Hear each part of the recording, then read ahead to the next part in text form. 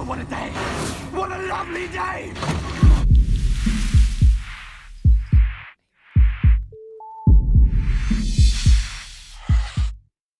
Welcome to Flat Earth Debate. I'm your host, Nathan Oakley, and if you're new to this channel, or you've not done so already, be sure to subscribe and hit the bell notification icon to keep up to date with the Flat Earth Debate. If you would like to support this channel, there is a super chat that runs alongside each of these shows while they're live, and there's also a PayPal link in the info box below the video once it's rendered. But most importantly, if you would like to join the discussion, simply mute the page you are currently watching, then click the link in the info box below this video to join the panel and express your views on the shape of the Earth. If you do join, please don't swear. If you do, you'll be ejected, and if you are, please don't try to rejoin the stream using stock accounts. You'll be warmly welcome back on the next stream. Please also share the show. Sharing the show obviously increases the live audience, but this in turn increases the chances of a more diverse panel. So please share the show. And one last time, if you're new to the channel or you've not done so already, be sure to subscribe and hit the bell notification icon to keep up to date with the Flat Earth Debate. We are joined by The Plain Truth. Hello, what? Sleeping Warrior. Yo. Arwin. He stepped out. Oh yes, of course he has. And Mark Doxey, how you doing? Hello, gentlemen. Good to have you all. Should we do a bit of housekeeping? Anybody object? Go ahead. I object. I object. I'm sick of it. Well, no, we do need to do it. But if it's okay, I'd like to just invite Mark to have a discussion or a quick conversation about that Jaron video about the NASA one. Yes. Because it's one of them topics that can't get old. I mean, it's one thing to have a baller that's done something wrong, or one of us that's done something wrong, and we have a back and forth. But NASA's never going to get tiring because ultimately Jaron's paid some money, and they've got to now produce the money, produce the goods. Yes. But what that does is it creates a legal relationship from NASA to Jaron. Oh, yeah, it's a breach of contracts, isn't it? Not just that, they're obligated to provide what they say they're going to do, which is the genuine original footage that's not been edited or altered in any way or whatever of the thing. Basically, if you can falsify that, show that it's been faked in some way, then not only can you get your money back, but you could actually set precedent for being the first person to take NASA to court on what we would call a Sale of Goods Act issue for failing to produce goods that were of, serviceable quality or fake goods or whatever.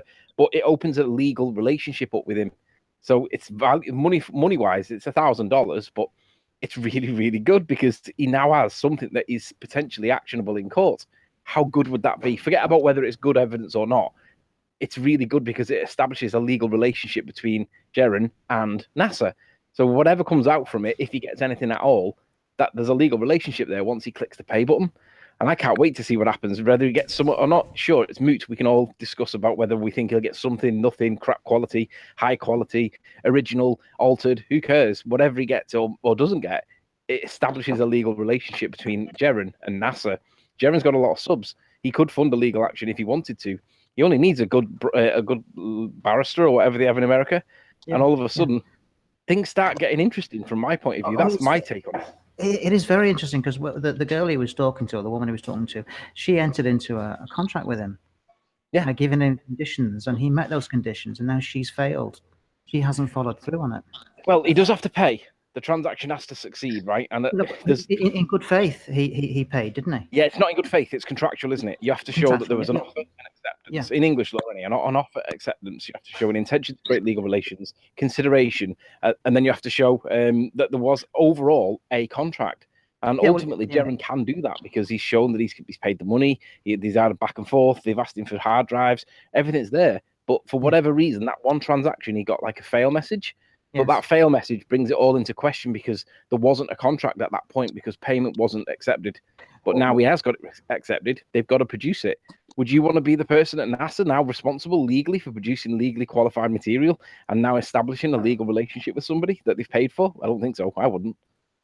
Yeah, I've tried this myself just over a speeding fine. He's trying to get the person that instigated the proceedings against you. I mean, does he have a contract with that individual woman? He has the contract with whoever received the money. In other words, NASA Inc. or whatever NASA's official name is. It's a corporation, isn't it? NASA's a corporation. It's not state, so they're a private enterprise. They're funded by the state, but they're a private entity, so they are actionable in court. As Yeah, far but as well, the person who speaks up on their behalf, I mean, corporation means dead speak, doesn't it? no, Court. it just means And- capable of being sued. Hey, Hi, Jaron. hi, Jaron. What's up, guys? Hey, Hi. Jaron. Hi, Jaron. Good morning, morning. What's up, guys? Hi. Jaron. Hi, Jaron. Good morning, morning. Sorry, let me What's up, fix guys? that. Hi. Jaron. Hi, Jaron. Good morning, morning. That was my bad. No worries. Are we there now? Yeah. Just talking about you. Jaron, that video that you put out that we got today, absolutely fantastic.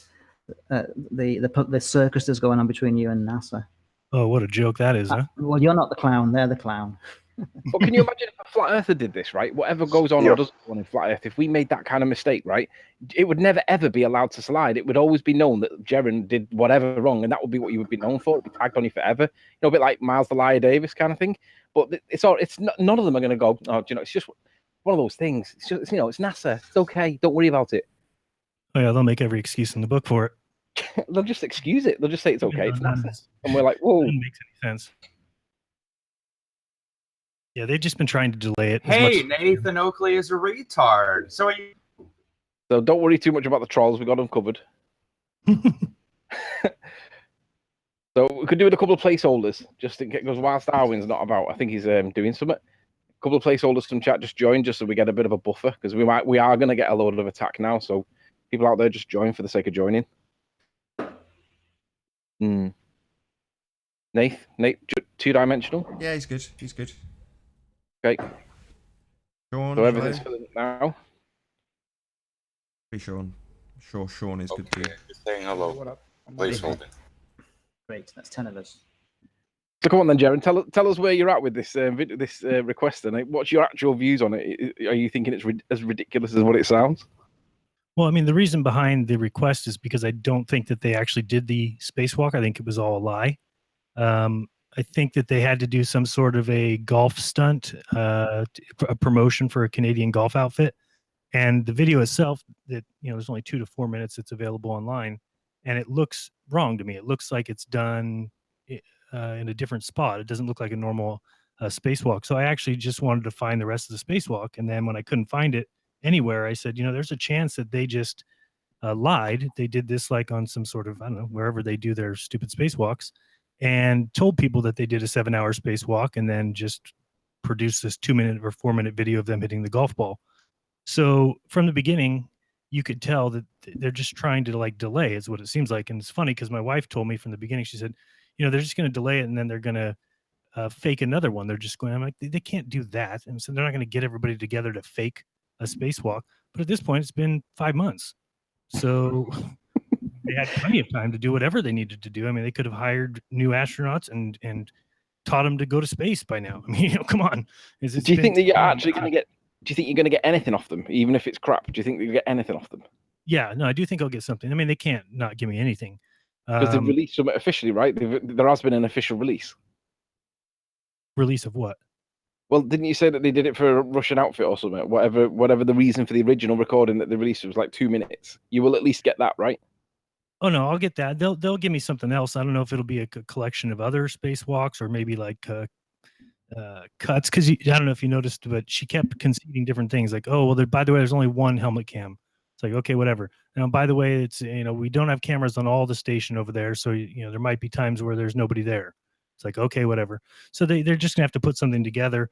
But I'll be able to tell from that if I was right, if they never did the spacewalk, or if I was wrong. But at this point, it just seems like a joke that it's taken this long.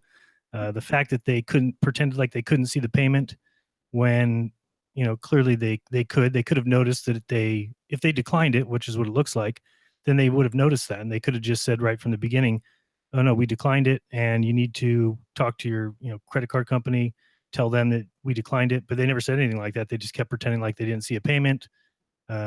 Until the final, you know, at the end, they finally said, oh yeah, we did see it. Call your, you know, bank and tell them to cancel it. When I did that, they said, oh, well, we need a letter from NASA saying that it's canceled because it's still sitting there waiting for them to collect. So, I mean, I don't know how credit card situations like that work. But obviously there must be something where they have to basically collect the payment, because my credit card wouldn't release it until 30 days. Yeah, the way we have it in England is we've had payments get held before, and we can instigate it our end, or the card company can instigate it on our behalf. but ultimately it's down to the customer. Not the customer. It's down to the provider to release it themselves manually for us logging into it and pressing release. But it can be done by the company as well. So whoever does it. But ultimately, if you've got a grand sat there, you're going to want to take that money, aren't you? You're not going to let that money sit there and do nothing.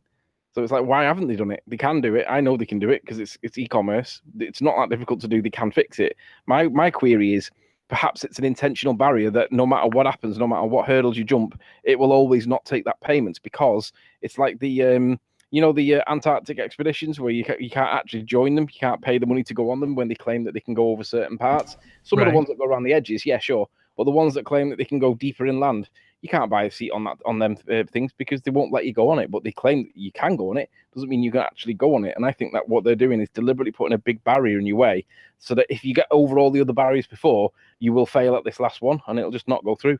That's my view. I just disagree. I think that they're just, everything seems like it's a delay. It doesn't seem like their goal was to get me to go away. If that was the goal, they would have upped the price to 15,000. I mean, to just say 1,000 and then I got over that hurdle, it just seems like they're delaying. So I do think that they're putting together something. I'm going to get something, and how terrible is that? I don't know. But don't you think that 1,000 is going to do exactly that on the next? Have you reapplied for it at the same price, or have they give you a new price? So what? No, it's same price, and I paid this time. It did not say declined. So this time there's a transaction number, and I did the same method. It's just that was on the 12th. Yeah, 12th, and I didn't hear anything on Friday, and then they're gone the weekend. So today I should hear. Wait, you know what you need to do? Sunday, sorry, tomorrow. What you need to do is find another piece of footage that you're not comfortable with, that you think might have been faked or dodgy in some way. And let's be honest, there's loads.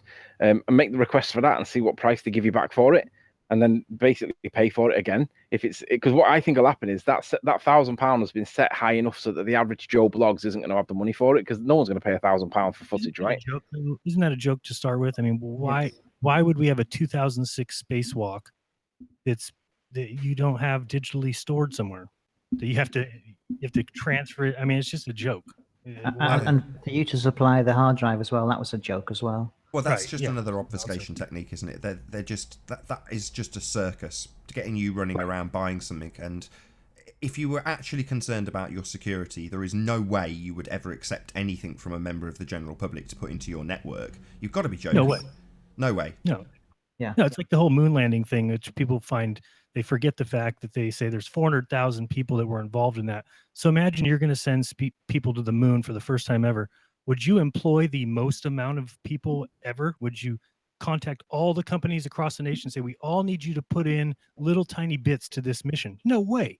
You would keep it controlled to make sure that people stay safe. You wouldn't just divvy out the jobs to every Harry and Mary across the country, which is what they did, but they did that to get people to buy in. Once you have people who have touched part of that rocket or part of the LEM, you have 400,000 people in the country that are all invested in that mission. It's just ridiculous. It would never. Isn't it really interesting that the delivery guy couldn't make delivery on the first occasion for whatever logistical reason? I mean, he's got no reason not to make the delivery unless he genuinely can't make it, right? It just seems that they gave you an address that they knew was unobtainable, and the guy would never actually get it to them for whatever reason. So that to me seems like another barrier that is just deliberately there to try and make it difficult. Yeah, it's been bullshit. And to be honest, I mean, if it was like a personal thing where I would have already given up. I mean, it really has been that kind of nonsense where you shouldn't have to deal with people on that kind of level, to the point where I started getting rude in emails and I mean, it's just ridiculous. It doesn't make any sense what they're saying. For her to say, oh, we don't handle payments. It's like, what do you mean? You told me to pay you. How you can't just have somebody pay you and then say, oh, we don't handle payments, call some other office. What? I got a question. Jaron, is there a specific reason for the 2006 spacewalk, like in the NASA.gov, to test aircraft or whatever, specific reason for it? It's, if you go online and you look up look up astronaut hits longest golf shot or something like that, there's about a 2-minute or 3-minute clip of an astronaut out on what they call the porch. He hits a golf ball. I don't even think he hits it. It looks like he misses it. But and then they say, okay, we're going to put the golf club back in the ISS, and then the video ends. And that's all you can find. And it always has looked weird to me because of the background color. I don't know. I have a video editor where I can change the the colors, and it's like a darker gray than usual. Usually they put like a black behind there, but this time it's like a darker gray. So I wanted to see the rest of it because it just looked, that spacewalk looks weird to me. Something looks wrong with it. So I just wanted to see the rest, and it's impossible to find. I've checked archive.org. I've checked every different avenue. So then when I looked it up, I found out the reason they did that golf stunt was because some Canadian golf company paid them to do this promo. So then I went looking in further and just found news articles saying, oh, today, as part of a 7-hour spacewalk, they also did this little golf stunt. And I said, no, I bet you what they did is they collected the money for doing the golf stunt, and they went out there for 2.5 minutes, wherever they go out. If it's in a pool, I don't know. If it's in a soundstage, and if they're on wires, how the hell do I know? And they just did the 2-minute or 4-minute little thing and then went back. That was it. So they were able to collect the money from the golf thing, tell people that they did the spacewalk. But there's nothing worse than a liar. Sorry, guys. There's no worse attribute in humans My than video when they're just finished. deceptive or fraudulent. Sorry about that. Sneak peek. So I think that's what's going on. At least that I think that they didn't do a spacewalk. So now when I'm calling out trying to see that spacewalk, they're going to have to put something together. But by them telling me first that there's only one person with a helmet cam, that means that they can put any kind of helmet cam, and that's what they're paying the money for. I mean, that's what they're taking the money for, to have somebody put together what looks like a spacewalk in every way. And I won't probably be able to I would have to go looking at all past spacewalks and see if they used, but I bet you they have like, what do you call it? Like a B-roll. They have outtakes or whatever from other spacewalks. They'll probably be able to piece together and then have some video of just emptiness and say that's the spacewalk. That's my guess. That's ridiculous, because in most of the spacewalks you find at least details on what the aircraft used and what the mission was to, I don't know, connect with the ISS to bring whatever supplies and stuff. But that one not having any details on what was the mission for is really off. Yeah, it doesn't say what they did or nothing. Just that they did a 7-hour spacewalk, and they also included this golf stunt. So, no, I mean, and I'll be able to tell that too. I mean, if I've seen so many spacewalks, if what I get is the worst of everything I've ever seen, then it's more proof for me, which is really what I'm looking for. I think in terms of the pillar to post rigmarole that you've had, which just seemed like dealing with a cable company. If you've ever tried to change your TV package, they shunt you from pillar to post. But I don't think any of the people you're dealing with individually have the slightest or vaguest notion that they're in any way doing anything wrong. It's all system driven. So these processes will be set up in this manner to fail in the way they have. The first payment will be designed to do that. That's just programming. But ultimately, I think the individuals you're dealing with, and I say this because I could. It was palpable, your frustration. You can tell how annoyed you're getting, and who can blame you? But I think that's system driven as opposed to an individual failing on some person that's working at NASA. As far as they're concerned, they'll be trained on a process and they'll just execute that process. And if they're not responsible for something, they will just say, no, not my department, just like the cable company would. Yeah, it's just like the girl at the beginning when, she sends me the price, and I sent 2 or 3 emails after asking questions, or, hey, I'm making sure I'm going to get my tape. I don't want to just give you the 1,000. And then she just comes back on that 23rd and said, sorry, you didn't reply, and you didn't, reply in time. We didn't get your reply. Well, what she's talking about there is I don't get to ask questions. It's I made a request, they made a price, and that's the deal. I have to pay the price within the certain amount of time. They're not going to, they don't want questions. That's not like, so I'm sure that's her job, is to not pay attention to questions. Or keep you at arm's length. Wait for the price, wait for the payment. If then nobody pays, then they cancel it out. That's why she keeps saying, she's tried so many times to say, we've dropped your case. We've closed the case. That's their goal, is to close as many cases as possible. But you're right. I don't think she knows that she's, backing lies. I don't think that. I think she's just been taught a certain way, and that they want to do as little work as possible.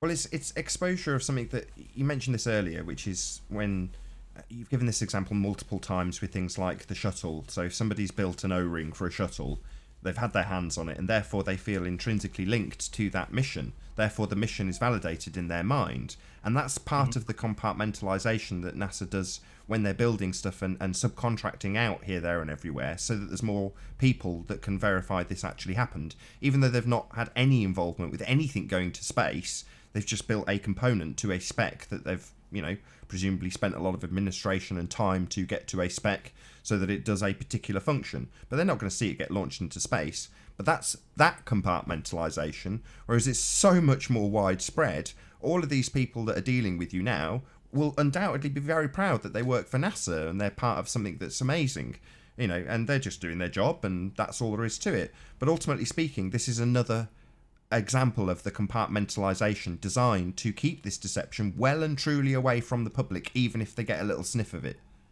Right. It's like, have you heard that, I don't know if it's a saying or whatever, they talk about like 6 degrees from Kevin Bacon.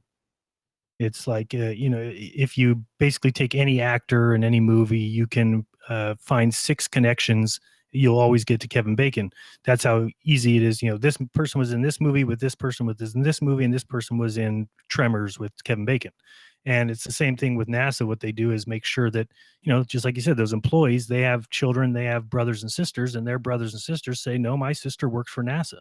So the more people you have out there that work for NASA, that have families, that have children, that have a husband, it's better to have, you just spread it out. And then people feel like, well, it can't be fake. My aunt works for NASA. What are you talking about? My aunt makes, satellites. My aunt works in the IT department.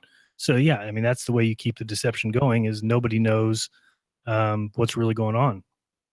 Jaron, on a different note, given that this isn't like a baller or a flat earther making a mistake, this is real. This is like proper important, right? This is something that you could never get bored of listening about, and you should drum it on all the time, because people are really going to be interested in it. But my question is, what's the risk of making it high profile in terms of keeping it live? Do you reckon there's any risks involved in it? I guess I'm a big believer in like forcing their hand. You just got to keep putting pressure on them. In fact, today, I don't know if anybody, maybe somebody can find it, but I don't know if you've ever seen that video of Tim Peake where he's talking with Sky West News, or what's it called? I don't know. It's a UK news thing, Sky something. And he's doing the little experiment on a track. And, just the other day I was looking for that video and I cannot find it anywhere. It appears to be taken down. And just things like that, I think, are important, that very few people might notice them, but I notice things like that. I mean, I've noticed all the things that they've changed. The Stephen Hawking being not on the ALS list of people who have ALS. And then I make a video about it. And then 2 weeks later, somebody says, now he's on the list. Same thing with that software, that planetarium software that I was showing people. You could go back to 10,000 BC or 20,000 AD, and the Polaris never moved. And then shortly after that, they changed it so you can only go back to 1500 or ahead to 2500, so that they didn't have to move Polaris. So all those things are evidence to me, and that's why it's so tough when people say, why do you believe the Earth's flat? What's your best evidence? It's all the evidence.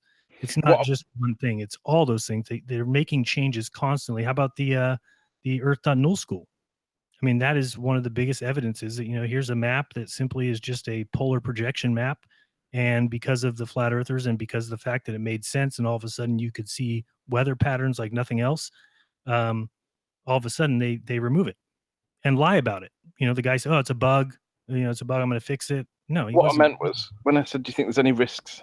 I meant it in the conspiratorial. Do you not get a little bit paranoid that there might be some bloke parked in a dark car in a suit with sunglasses on at the bottom of your road watching you? Nope. I'm using that as an analogy. I don't mean that literally. No, that's why I think staying more public is better. I mean, it's the whole thing when people say, don't you think if you were telling the truth, if what you're saying is actually true, then they would shut you up? And it's like, no, they need the crazy flat earther. They need, they want that. And it would be worse for them to have something happen to me than not. I mean, that would be the worst thing to happen, is something happened to me and then everybody finds out, oh, Jaron was killed or Jaron committed suicide or something like that. That's going to cause more eyes on this than they want. Yeah, that's the next question then. Don't you think you should at least change your intro a little bit with a disclaimer on it that says something like, if ever I'm found dead, they've got me, or something like that? Because that's what you get. You might be getting towards the point where you have to start telling people that you'll never commit suicide if you've I've already said that. I've said that numerous times on my radio show. Yeah, I mean, I tell people all the time that it will never happen. I've never have no suicidal thoughts. I think it's probably your ticket for sure in the wrong direction as far as if people believe in an afterlife or not. I believe that you are rewarded or not based on how you treated life here. So if you end your own life, that is the equivalent of saying that you want non-life. So if there is a chance for having any kind of afterlife or another existence like this somewhere else, or I think you can kiss it off when you commit suicide. So as bad as it gets, I would never do that. Yeah, I agree.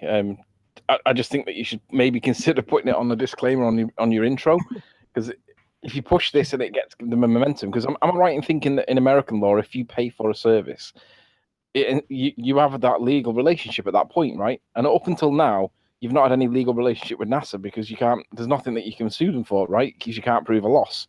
But now, if you pay for a service that they give you, which you can then prove is fake, because I mean, let's be honest, you could probably do a crowd surf, raise another £1,000 or dollars, give it to a photo forensic analysis guy, and say, right, is this real, right? And he could probably come back with you and say, nah, it's fake as fuck, and tell you the reasons why. But if you have a legal relationship with NASA, and then you have evidence that shows that it's fake, that's ultimately potentially devastating, right? Maybe, I guess. I don't know what you'd be able to. What's your losses? I mean, is your loss just $1,000? Sure, but that you set the precedent that NASA have lied, right? Right. Yeah. I mean, it's a interesting idea. I mean, I've had somebody contact me, a lawyer that said he was interested in doing a quid pro tam case. I don't know if you ever heard of that before. But I guess it's like some lawsuit that's a hush-hush lawsuit against the government. You have to basically submit paperwork showing that there's some wrong that's been done, and then they pay you out under the table, and you can never talk about it. Sounds dodgy as hell, that though. Yeah, I know. I told the guy no, thank you. Yeah. But I just think that if you have that established legal relationship with, as a consumer, with a business, which NASA is, that opens up a whole new potential kind of worms. Which, if you've got the backing financially that you do have, that, I mean, even though it's only £1,000, it's not £1,000. It's just the fact that if it turns out to be dodgy and you can prove it in a court of law, that's worth running it just for that point. Interesting. Yeah, I didn't actually think about it that way. Because I'm guessing that whatever they would give me would be equivalent to the spacewalks that they put out there now. Or a bullet in the head. I mean, that's the worst thing that they could do. No, they could attack your character with trumped up charges. Yeah, no, that they can do. I mean, that's. I don't think they can do that legally. Well, no, mud sticks. They could just make a suggestion, couldn't they? No, not in a legal case. You couldn't. You can't attack the character in a legal case. Yeah. Not here anyway. You may be able to over there, but what I'm thinking is, it's not about the £1,000. It's just about now you have that legal relationship, which is special, and it is something that they're not going to want to mess up. Which I think probably will be the reason why you get absolutely nothing. Shout out to Was Not Was. But ultimately, I think that if they give you nothing, they'll just give you your money back, because that's less risky for them than giving Jaron. I might get to that point, because that makes sense to me, that they just say, oh, when we were looking at the video, there was some stuff that was, national security, and yeah, pay you back. I mean, that makes the most sense. That wouldn't surprise me, actually, because that way they don't have to. They're not running any risks of potentially being sued for failing to provide information or evidence that was credible. Right? They wouldn't be exposed to the risk of being caught out lying. Right. I mean, they can't let that out. They can't. I mean, that's the scary part about this whole thing, and I can't picture them ever. They're not going to ever admit it. So what's their end game? Never release it, no matter what. Right. That's my view. I mean, I'm not saying that's what will happen, and I don't mind being wrong on that. But I think that if they take your money, they enter into a legal contract with you, a legal relationship with you, and it's actionable in court. And there will be a way of. I mean, I would know what to do here, but over there would be the equivalent way, and it'd be very similar, where you could take them to court, and you don't have to accept the money back either. You could take them to court just for the judgment against NASA that says that they give you dodgy. I mean, obviously we're running before we can walk here, but it's just interesting that you now have that legal relationship. If once they've accepted payment, which have they accepted payment at this point? Well, yeah, it's listed on my statement as a transaction. It's not a pending transaction as it was before. Ooh, yeah, you are definitely that was the point that you established the contract, because at the point that the payment was pending, then no, they haven't actually accepted payment, but now they have. Correct. Yeah, I agree. That is the point where the contract's formed and you have the legal relationship with NASA, which puts you in a really powerful position, because you have the backing financially from your subs and whatnot to be able to do this if necessary. I mean, I'm not saying, I'm just pushing the idea that it could actually be something really interesting. Forget the £1,000. It's just the point that if they do fake it and you can prove it, it's not about the money. It's about the principle of whether or not it's legit that what they've done. And if it's not, then I don't know, it just opens doors, doesn't it? For me, it does anyway.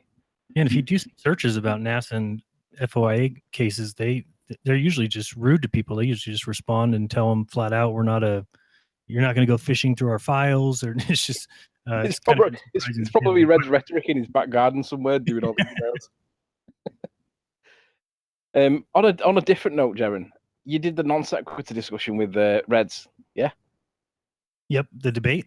Yeah. Regardless of how you interpret, because everyone's got a view on it, right? And everyone thinks one thing or another, right? And my view on it is, I think what you did was really quite cool because I saw it as trolling.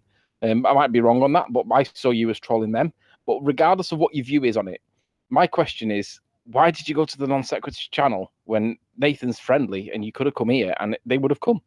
Why non-sec? Well, because way back when I made that challenge that I would debate Red if he's did the challenge, he never did it correctly. He gave it to Housestoy. They just did it wrong. And then a few weeks ago, or probably a month ago at this point, or whatever, they came back and said, he kind of was talking to me in Skype and said that they could model it. And I really at that time didn't think that they could. And so I told my wife, they probably will be able to. But I said, I want to force, like I said, it's fine to force their hand, and it's not like I'm afraid of a debate with Red. So I said, I'll go ahead and force his hand. Well, they basically showed some program that basically rockets can, angle themselves in any direction. They can do whatever. They're like Superman, right?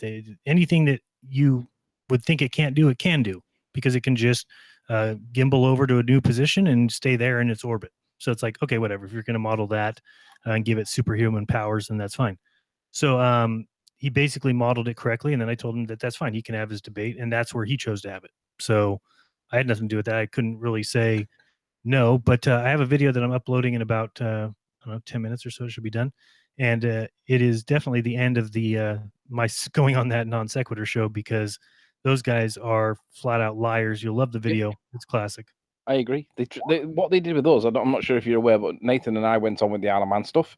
And what they did was basically declared the evidence that was presented as void without ever considering the evidence in hand.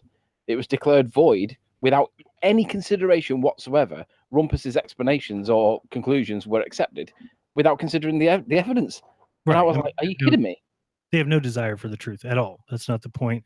And that's what my video points out is, and that I feel bad for that guy, Kyle. Well, I call him basically, a pussy and everything else in this video, because a coward, because he told me in private conversations on Skype that he doesn't believe in the moon landing, and even followed it up with, no, I think that they faked it, and I think Russia and they were in the space race. So he tells me all this stuff about the moon landing. I was like shocked. I said, wow, there's not a lot of people that back science that are like you, that will question things. Usually they're just all full in or full out. And he said, no, I understand that, the car in space by Elon Musk looked shady. So I was like, oh, yeah, what you're saying there is impressive, because I never hear that from anybody who backs science. Well, then I saw that video, the 20 questions flat earthers can't answer. And on one of the questions, it was Kyle Curtis saying that, hey, how could it be possible that NASA and these space agencies are faking things? I'm like, what the F? Like, that guy told me he doesn't believe it. So how are you questioning people with the same belief as you? And I brought that up to Steve one time when he was asking me for a wrench to my chat room. I'm like, no, dude, I already caught your co-host in a flat out lie. And he says, no, he believes he went to the moon. I'm like, no, he doesn't. He told me he doesn't. He's like, no, he was being sarcastic. So what do you mean? I even asked him, are you seriously don't believe we went to the moon? He's like, no, he was being sarcastic. Well, just last night on that Flat Earth roast, I sent an email to Steve during the roast and said, ask Kyle publicly right now what he thinks about the moon landing. And so he asks him 5 minutes later, and Kyle says, do I believe we went on the moon? No. And I was like, what? And then he said, see what that is? That's called being sarcastic. So he's a flat out dirtball liar. Yeah. And, either he lied to me or he's being a coward, one or the other. And then Steve starts going through they're just lying. It's just all lies. So the video will show that clearly. And there's no reason to go anywhere near that show anymore. Like I said, I did the thing for Red, and yeah, I was, you can call it trolling. I mean, the problem is Red always wanted to have this debate, and he kept begging, or not begging, but he kept saying, you have to argue your model. That was their whole goal, is let Jaron argue his model, because they know I don't really have a model that I back fully, or no flat earther has a model. In fact, if you ask the question, their whole thing was, if you ask somebody what model better matches reality, well, you'd be disingenuous to say anything really other than the globe matches reality, because there's no other model. Doesn't make the globe true at all. It just means that they've had hundreds of years to put together a package that people think better models reality. And they might be right. So I said, okay, that's what they're going to want me to do. So they basically wanted me to spend the entire time trying to defend my model. And I just said, no, screw them. I'm not going to do that. I'm going to go on there and I'm going to speak to the audience like I always do and try to get my point across the best I can without backing my model at all. And I think I did a decent job at that. And I knew I was right about what I thought about Red, that there's no way he would have evidence that would sway any flat earther to become a globe earther. No. And if you watch that debate, there was nothing that he said that would make anybody that's gone far enough to start believing that the earth is not round to say, I'm going to go back now because Red said that Slice Barkane and 6 people got the right angles to the sun. I mean, it's just not going to happen. So in my opinion, I try and weigh the kind of the negatives that could come out of it. I didn't see any negative that could come out of it. Now I see a bunch of people saying, oh, Jaron threw in the towel, or Jaron now backs the globe, or just nonsense. I'm used to it at this point. It's my own way, and it's how I do things. People sometimes are not happy with it. Even people, very close to me aren't really happy with the way I do things sometimes, but it's the way I want to do it. Is the video just for the patrons, or is it general? Nope, this is for everyone, yeah. Good. Well, one last thing, and then I'll give away an open mic after that. Next time you decide to do a hangout or a debate with someone that's not on our side, do it on Nathan's channel, because without blowing smoke up his arse, I'm pretty sure that Nathan, if he had to, could moderate equally as good as anybody else. He wouldn't have to directly be involved. That being said, he is pretty good to have as an ally. So ultimately, let's not massage their egos by going to them. No, and I think how do I say this?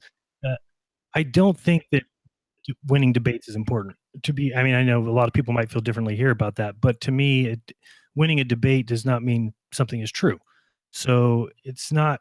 I'm not a big fan of debates because I don't really see the point. It doesn't change the other person's mind, and it doesn't establish fact. I'm more interested in the truth, not about winning a debate. So sure, but on the other hand, those that are on the fence, and there's a lot of people on the fence, there are loads of new people that are coming into this that are responding to billboard advertisings or whatever. Those people that are genuinely, there's a physics teacher that I had a back and forth with recently, and he's really on the fence. He can't be because of his job, but he's here and he's asking all the right questions. So there are people that are new to it that are on the fence, and even if the debate doesn't prove or change people's minds there and then, at least it presents the argument that this is credible as an alternative to the idea that we live on a spinning testicle. So it's not necessarily about the debate. For me, it's more about the impression that, well, actually, there is something here that's serious that people are giving time to.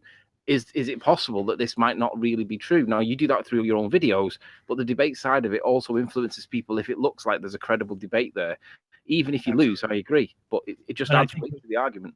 The direction you guys have gone in the past 2 or 3 months, like I said when you were on Raw, has been awesome, because we're starting to establish the idea of it being a belief, which is what it is. And just recently, when I've found out how deep the scaling invariance goes, where you are able to scale the universe however you want, meaning you can change the size of the sun and moon, and as long as their angular size remains, which is basically gives you an infinite amount of choices. You can put the the sun at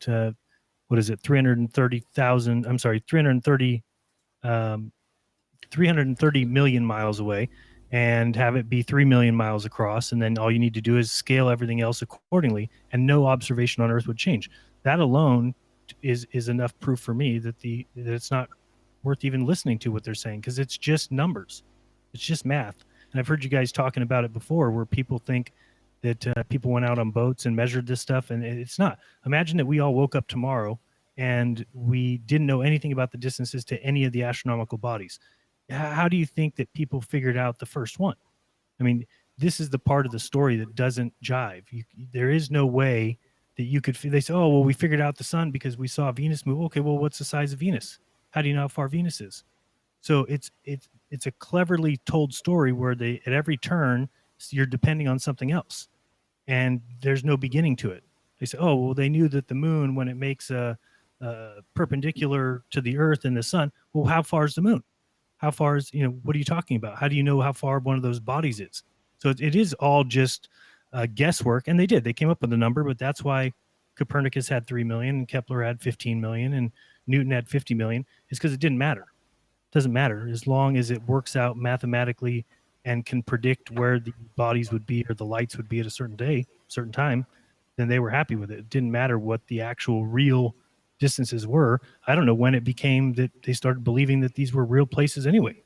Yeah, I mean, I accidentally or inadvertently had asked Lewis Hackett what was the distance to the sun, and basically what that told me was that aside from the fact that he knows that it's 93 million miles, the question was, how do you know?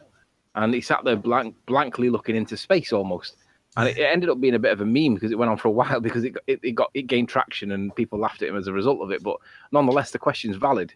How does anybody know the distance? I mean, I asked you about 2 weeks ago, where does that 93 million mile distance value come from? And it comes from the transit of Venus, but no one's they've calculated it based on parallax, right? Which, as you correctly said, is a calculation of scale, not of actual distances.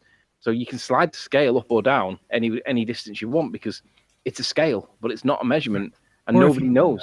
If you know one of them, then you can actually work out everything else. But if you don't know any of them, you can't work out. Well, which is the one that they know? I mean, everyone goes to the sun, right? 93 million miles. Most people know that number. But which is the one that they know to get everything else? And there doesn't appear to be one common denominator that gives you everything else. What is it? Who knows? And the reality is, Lewis doesn't know it, but I don't know it. Nobody knows it. It comes from a calculation based on parallax, as far as I can tell.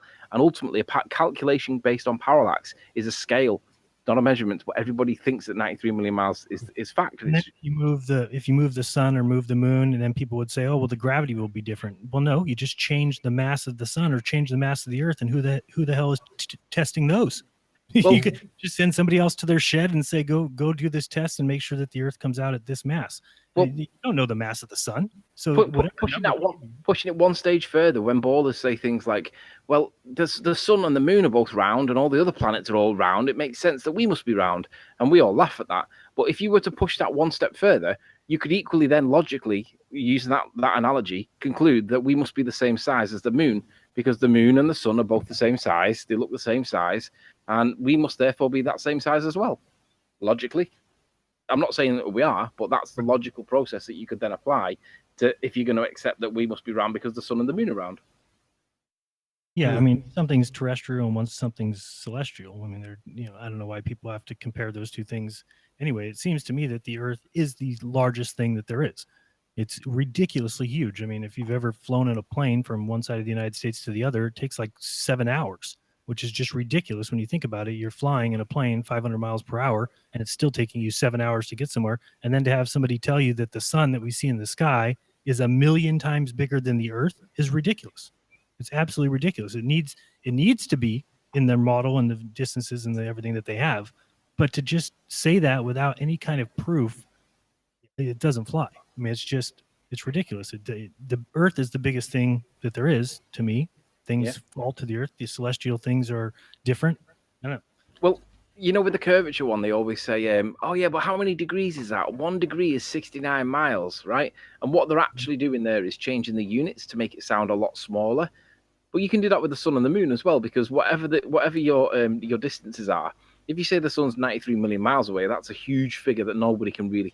You can't approximate that in your mind as just how far that really is. It's just a massive number. But if they call it 1 AU, that all of a sudden seems totally like, that's something we can work with. But you can do that number figure, that messing around with numbers to make it sound plausible all the time. And it distorts the reality of the world in which we live in, because it makes it sound confusing when it doesn't need to, or it makes it sound really simple when it's really actually it's not simple at all. So it's fudging the figures to make it sound plausible, and they do it all the time. And it's like, this is nonsense. Well, we all need to realize and accept, including the heliocentric, that the heliocentric belief is based on calculations, not actual measurements. It's all based on calculations. Nothing has been physically measured, and that's what they have to accept. Well, it actually all starts at a slightly earlier point. Hello, Jaron, by the way. What's up, Oren? Good to have you on the show here. Yeah, it starts a little earlier. What it starts with, all of it, is assuming that the lights in the sky we see are physical in nature, have locations, and have distances. And then if you start out by assuming that, which is psychologically very easy for humans, because all humans tend to show a certain symptom that I coined as physicality assumption bias, because yeah, if you see something on a screen in a movie, your mind will suspend your disbelief that that is just a flat screen showing lights, and you will imagine it to be physically sort of tangible within the back of your mind. Yeah, it's only a movie. The same goes for the heavenly bodies. And once that assumption starts to take hold, then yeah, you're going to have like positions and distances and this entire network or framework for what that is supposed to be all in relation to the earth, which the earth is of course very tangible. You can measure it, you can go to locations, you can pick something up, but we have none of that of any of the heavenly bodies. That's where it all starts, assuming that all these things out there really are physical things that have positions for which there is no proof at all. And then once you take on that assumption, then yeah, then you get the giant mathematical framework for yeah, what distance they are supposed to be in relation to each other and to the earth and everything that comes along with it. And it could fit all kinds of models. You could go anywhere with that. Land on the moon, and then you have people grow up thinking that anybody Yeah. can just stand anywhere on a sphere and be fine. Yeah, Mind if I got it complete. add my it's two like cents? 2 steps ahead. Sorry to interrupt, Darwin. Have you got something else you want to add? Because I'm hoping to have my 2 cents at this point. No, that was basically it. I enjoyed the conversation, but I just wanted to show. Sure. Yeah, you were basically throwing up and forth all this maneuvering room in the maths, like the distances, what baseline assumption of the distances and the sizes you would have and the shape of the earth, how you can maneuver in that framework. But in actuality, it all starts out with the assumption that all these things that we see in the sky are physical. That's where it really starts. Just wanted to, yeah, Fair enough. throw that in there. So go ahead. Well, while we've got Jaron, I wanted to throw in a few keywords. I didn't actually watch your debate, but there was lots and lots of discussion about what happened on it, and you've said a few keywords on the panel today that I want to talk about. One was prediction, one was science, and one was models. Now, what they tried to force you to do, from what I can ascertain, is tie yourself to a quote-unquote model. Is that correct? Right. Right. Well, models are pseudoscience. So when you said, oh, that's interesting that Red said that because he's a science believer, well, they've hijacked a lot of these terms, the other one being prediction. Well, these science believers, it's good that they're categorized that way, because you can then hold them to account with science, because there's a special kind of prediction in science, and it's called a hypothesis. And what they're doing is they're substituting out scientific predictions with models, and models aren't scientific, they're pseudoscience. They don't prove anything at all.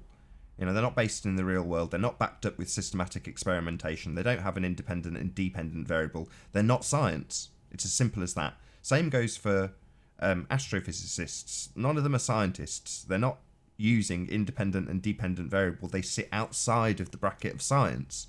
But they've hijacked science to give themselves credibility, to sound like it's valid, because in science you're validating a hypothesis with systematic experimentation, and if, like most people, you get the education system telling you that at a very early age, you will remember that science proves things. Now they've got there's an aside to that as well, which I won't go into here, but essentially all science does is establish cause and effect. It's very, very narrow, but because it proves that cause with experiments, using the word science works to their disadvantage. In other words, science is actually on our side and definitely not on their side. So whenever it comes to somebody saying, what's your model, or this is my model, models are pseudoscience. You know, if they want to claim they are scientific models, then you can ask them for their hypothesis, which is a very specific thing, a very special thing, because it's a scientific prediction. And when they present a model and say, here's my prediction of what we will see in this photograph. Here's my prediction of what we should see in the stars. It's like, well, this isn't science. It's not a scientific prediction. That would be a hypothesis. And if they claim, well, no, it is science, well, give me your hypothesis then. So predictions in science are hypothesis, and models are pseudoscience, and science is on our side. That's hopefully as concise as I can get it. Yeah, you might actually enjoy a little bit of it, because I was saying the same thing. I said, everything you're doing is confirming, and confirming is pseudoscience.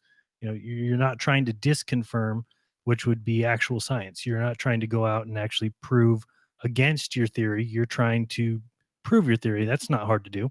So I was giving examples of proving that Santa exists and how easy that is to do, because you could just go show presents under the tree, and then you could show songs and poems and books and tons of evidence of Santa being real. But it's not until you try and disprove your theory that you'll run into problems. Precisely, and that's summed up in a hypothesis, because a hypothesis is split into two halves. You've got the alternate and the null, and in essence you're trying to confirm, well, you will, after an experiment, confirm one or the other. You will either nullify or confirm your presumed cause. So if you say, if A, you will have B, i.e. A is your independent variable, B is your dependent variable, A is your cause, B is your effect. If A, then B. Well, then your null is the complete antithesis of that. If A, not B. So at the end of an experiment, you're either nullifying what you have presumed to be the cause or confirming it. And those are your only two options. So wrapped up in the hypothesis, this very special kind of prediction, you have exactly that, a means to, at the end of an experiment, say, I got it wrong, my presumed cause did not cause the effect, or I got it right, my presumed cause did cause the effect. And those are the only two outcomes. And that's why hypothesis-driven experimentation is, in essence, science, and does, in essence, prove things. It validates... It doesn't end there either, because you have to publish your findings and have other people try to recreate your results. And if they cannot, then you've got a problem. Right. So it's not about your experiment. It's about other people retrying it and validating it or voiding it. Precisely. It's not Systematic just experimentation. It's got to be repeatable. It has to be repeatable. You have to publish, and others, not just peer review, actually have to physically do what you did by your process and repeat the results. But that can be biased too. But in any case, it doesn't end when your experiment is done. You have to publish them. Others have to validate or void. Yeah, the things of the stars and the sky is not, cosmology or cosmogony, whatever is not testable. It doesn't allow any real testable experiments on the universe. They're philosophies. They try and reconstruct the past, which we know cannot be scientifically proven. You can make estimates, you can make guesses, but they have a pretense of being scientific. They try and come across as if they're scientific, and they're absolutely belief systems. I mean, there's nothing. No. I don't know how you can argue that it's not science. They've just sold it as science. It's science. It's science fiction. Nothing. Scientism. Or pseudoscience, that is the correct term. Yeah. Anything set outside the bracket of science becomes pseudoscience. And there are uses to pseudoscience, and there are uses to trial and error testing. But they get labelled science. Same with technology. All of this space stuff, if it was real, it would be in the bracket of technology, not science. Yeah, I agree. We would be making advancements in that department, not having basically gone backwards for 60 years. Yeah. And that's why I heard a cell phone is not science. It's a result of technologies. People think, they're science. No, it's not. Yeah, the reason I like the fishing line experiment so much is because it is putting out a risk on your own belief, because I know that Sleeping Warrior wasn't in agreement so much, but I certainly would be. I mean, if I winch that line and it cuts into the water by a foot, you can bet your ass I'm going to walk away from that and say that the Earth is curved. Me or too. at least that section of water is curved, in which case... Hang on a minute. I'd agree You've with that. kind of you've misrepresented me a little bit. What I said was, if it did it once, I would need it validating by doing it again. Well, but how would it get into the water? How did Okay, it? but now here's the thing. If it does say pull up, say, if it's neutrally buoyant and you submerge it, what's preventing its neutral buoyancy from when it's below at a certain level from being pushed upward? Wait, why would it be submerged? You mean when we winch it? Yeah, once you winch it, wouldn't there be a tension Because if it was neutrally buoyant on the gravity is surface? 0.99, so it's not like it. Yeah, it's I wouldn't give up on flat Earth even if that one said that Well, it could, but I don't think it will. I feel differently because it's one of those. I mean, that's the kind of experiment that people should be doing against the globe, which we never see. They're not going to tell us if any experiment doesn't match. It's practical. Yeah, for me, it's a mechanical thing. It's not optical. It's something that I think Nathan said it. I don't have an explanation for why, two lines that were 6 inches above the water, if I winched it, that it would ever enter the water. There's just not an explanation that would make any sense to me there. So it'd be something that I guess I could see what Sleeping Warriors say, maybe do it again, try and figure out if there's another reason why that could happen. But it really is a test that would, is the kind of test that people should be doing. It's one of those where you make risky predictions. You make risky experiments. You don't just be wolfy and go to Honolulu and check if the sun sets at 270 on the equinox. I mean, that's not a risky prediction. What the hell is that?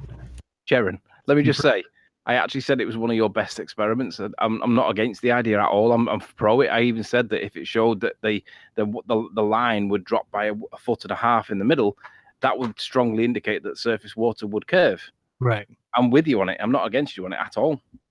Well, no, it's interesting. The only problem with it, and I put this in a comment, but the one thing is the cleanliness of the water. That's why we haven't gone ahead yet and made any purchases, because if anybody knows of any body of water that's 3 miles that's clean, that's the problem. Is that if there was a stick or something, we couldn't patrol 3 miles worth of water. But if a stick somewhere down the line got underneath the line somehow, that alone could keep it from cutting under the water. I think after a little bit of conversation, I was going to joke and say, oh, Anthony off air went completely against you, but I won't. But, with a bit of discussion, we basically agreed that it was an excellent test, and were it to go under the water and essentially show you a bulge, I would absolutely jump ship. And I think Anthony agreed. And without doing a round robin on the panel, I'm not going to bother. But that would be my position. I would say, yeah, there's no other explanation. And you might say, let's do it a couple more times. But ultimately speaking, at that point, I'd be like, okay, I'm going to have to start reconsidering my position right now, as soon as it winched and went under. But the Globers in the comments, they're not prepared to put their money where their mouth is. It is a test of faith because, like you say, there is a clear-cut outcome. If it worked perfectly, obviously, you would hope that all conditions were met, and if it didn't, you'd have to do it again. But ultimately, if it worked, it would determine it one way or the other. But the Globeheads, they don't seem to have as much faith in their belief, which is interesting. Yeah, no, I didn't expect them to either. And I'm not sure if I was globe believers don't like that kind of test. That's not what they're looking for. They're looking for the ones that are going to confirm their preconceived beliefs. So that's not one that's going to do that, because they look at it and they say, oh wow, that actually means that the water has to curve. It's not anymore just, you idiots, it curves because we know it curves. You actually have to, like you said, put your money where your mouth is, which I'm willing to do, and I've been doing that for 3 years, saying if you can show me an experiment that proves it. And no, I don't mean go to Honolulu and check if the sun sets in the west at 270 on the equinox. That's not proof that the ground I live on, and neither is looking over long distances over water.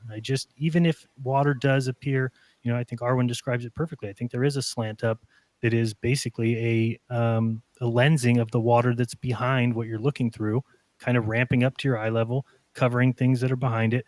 And even that alone, you can't just go from that to saying, well, people are upside down from me, on the other side of a ball. There's other explanations, and I think we've done a good job of pointing those out and showing those, and the fact that it varies, whereas a curve of the Earth would not vary, would always be the same place. And so I think there's other explanations for all these things, and we just need to. I just want an experiment that I can walk away from and feel confident, at least to a point of certainty, which is what I'm short of right now. to a point of absolute certainty. Whereas if I kept trying to winch that line and winch it as best as I could, and we clear the path and we keep winching it, and no matter what we do, we cannot get that to cut in the water. And I'm going to walk away from that and say the Earth does not curve. I'd say it's definitely conclusive, and that's the kind of test they don't like, right? One that would actually conclude one way or the other. But I hate to do this to you, but when I said science is on our side, the reason it's currently in your framework of imagining that these are science believers, that's how you termed Red's rhetoric, well, it's because they've hijacked words like experiment. So you said it a couple of times. I hate to do this to you, but I want all flat earthers to start taking some consideration to the importance of some words like experiment. I still do this too. I still occasionally say experiment, but an experiment is an actualization of a hypothesis. So again, it's a very specific thing. And when someone's testing shampoo on some bunny rabbit in a lab, they will call it an experiment, but it isn't. There's no independent variable, there's no dependent variable, there's no mirroring, there's no null. It's not an experiment. So when these guys on the globe side say, we're going to do an experiment, and unlike this conclusive test, they would say, point your camera at the horizon, while they simultaneously deny perspective, which is comical. That's the kind of test they like, the tests that are inconclusive, as opposed to ones that would show a curve, which I think your test would. So are we looking for a clean waterway? Is that the next step, Jaron? Yeah, I mean, I don't know where that might exist, but yeah, if anybody knows of a 3 mile, with access, I guess. What about that canal in the channel in England that was already used for the Bedford Levels experiment? It's all overgrown and derelict. Yeah, but there's enough of us to clean it up for a couple of days, isn't there? Yeah, we could clean up 3 miles. It's not that much of a job. Well, you'd have to have it constantly monitored throughout the test to make sure, a popsicle stick that kind of went underneath could impact your results. I mean, again, the thing about it is it would, you'd still think that the winching would pull it through. But yeah, I mean, this guy that does the fishing line says the 50-pound weight, and they do kite fishing off of it. It's called Spectra as the line. It's like the strongest thing that there is. It's like a monofilament of polyethylene kind of line. But he says, yeah, it's so strong. And if you were just pulling it tight with the wind, and you're just doing it in the air, yeah, you're going to have a lot of sag. You're going to have a lot of fade. But by putting it on the water, you're getting rid of all that. So hang on, just let me get this straight. When you pull it taut, what you're saying should happen is that it should go below the surface by 1.5 feet, right? Well, we had kind of decided that we'd probably started at 6 inches above the water, so it would only be a foot. But at 6 inches above the water, we'd just be trying to see if it goes under the water at all. I mean, that's why I always do this too. I try and fudge for the globe, if anything. I mean, that's where if it's 6 inches above the water, then there's no reason why when we pull it taut that it would go into the water if it's flat. Yeah, but hang on. Isn't the point of the experiment to see I thought the point of the experiment, I might have got this wrong and correct me where I do, but my understanding was that the buoyancy of the string would allow it to float on the water.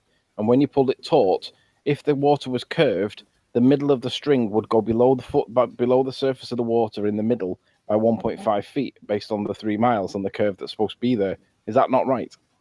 Well, it'd be 1 foot because you're already 6 inches above the water throughout the whole thing. But you've got to avoid.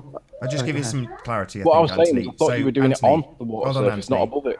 Anthony, so when the line is spread out, obviously there's no tension in the line, so it will still lie on the water, but presumably just for practicality's sake, the 2 winches on either side, or 1 winch on one side, will be, whatever you said, I forget, half a foot or a foot above the water. But it just means that once it's actually taut, if it's flat, it will be just above the water across both sides. But the practicalities of having a winch that's an inch above the water is just more difficult, I would imagine, and unnecessary. But I thought the point of the buoyancy of the string was to negate the sag that would be there because of the weight of the string. Well, that's when you lay it out. I mean, we're going to lay it out, and it's going to be on the water the whole way. It would be floating on the top of the water. But then at the 2 ends, it's 6 inches above. So obviously, right after that, it's not going to be laying on the water. But then when you winch it, you're still going to have sag no matter what. I mean, that's going to happen. Yeah, but that's why I surely the better way to do it is to let the string sit on the surface of the water and then pull it taut in the water on the surface. But the sag isn't against our position, is it? If it does sag, what I'm saying is you would remove the sag completely, and if the standing water does curve, then what it should do is dissect that curve by 1.5 feet in the middle. But that's what I based it on, the 3 miles. But it won't make any difference, a foot or a foot and a half, who cares? If it goes into the water, then That's what I mean. Then you repeat the experiment and get it lower and just try it again. But basically, initially, you just want to see if it actually goes into the water at all. Yeah, I mean, I guess that I would. What you're describing, when you have it in the water, I could see it. I could see something causing it to start to go in the water. You know, Like because well, if you start, if a little bit of it's in the water, it could start to kind of take the rest of it in as well. You know, on 3 miles, there's a lot of sag on a single piece of string or rope or whatever. A lot. 3 miles. Think of it. It's not a few inches. It's feet. It's a few meters. Yeah, I agree. I got a question, by the way, about Ridiculous. that experiment, Jaron. Are you going to leave the hose filled up with air, or are you going to fill it with water? Because that's going to matter. If it is going to be filled up with air, then that air will keep it floating, and if it's water, then it could potentially sink through, and all that kind of stuff. Oh, no, this particular test was no hose. It's just talking to a guy that's has a fishing shop out in Australia and trying to figure out what the best line to use. I was kind of asking what the best fishing line is, and then line. Yeah, then he started asking questions about what we're talking about, and then he says, "What kind of test are you trying to do?" And then I just said, "Okay, I'll just tell him what we're trying to do." And then he got really into it. He thinks that I'm trying to prove the globe, which is interesting because I think that it helps me in the fact that, sure, I want to try and prove the globe. So it's good to have him on the team. He's trying to produce a test that's mechanical, observable, repeatable, that will show the curvature of the Earth.